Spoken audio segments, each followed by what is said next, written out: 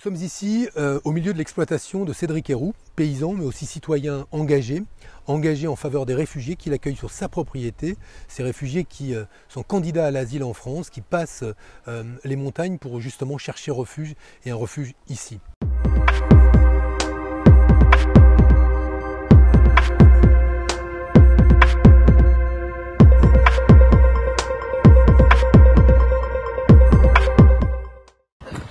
Des systèmes de panneaux solaires pour l'eau, en plus couplé avec des chauffe-eau.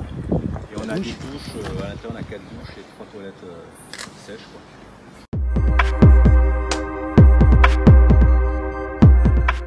Je discutais avec lui et avec les bénévoles de la situation en Europe et de cette tragédie de voir aujourd'hui qu'au cœur de l'Europe, en matière de politique migratoire ou d'hospitalité, c'est l'extrême droite qui donne le là.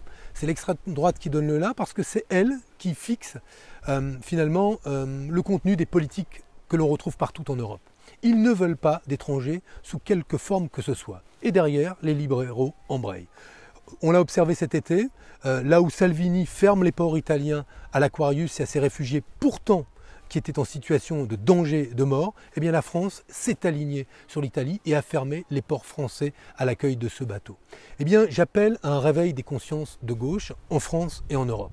Il est temps aujourd'hui que les humanistes, les démocrates, les républicains en France, mais les femmes et les hommes de gauche choisissent de mener une bataille culturelle, idéologique, face à cette idéologie de la fermeture des frontières aux candidats à l'asile. Parce que de quoi parle-t-on? De gens qui fuient des conflits et cherchent l'asile chez nous, et à cela on ferme la porte. On ne pose pas un rempart à l'idéologie xénophobe de l'extrême droite, on pose un rempart aux migrants.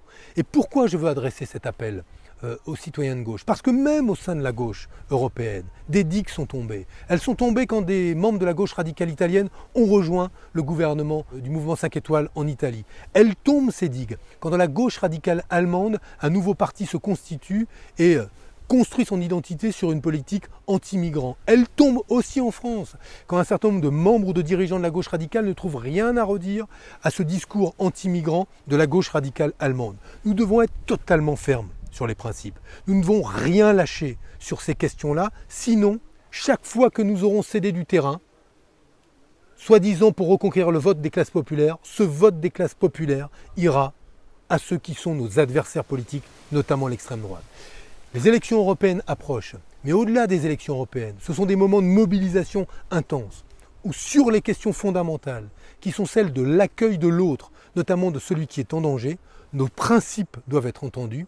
Il ne doit faire l'objet d'aucune concession, aucune compromission. C'est l'engagement que je prends avec le mouvement Génération dans le cadre du Tour de France des fraternités que nous engageons pendant les 2 mois qui viennent.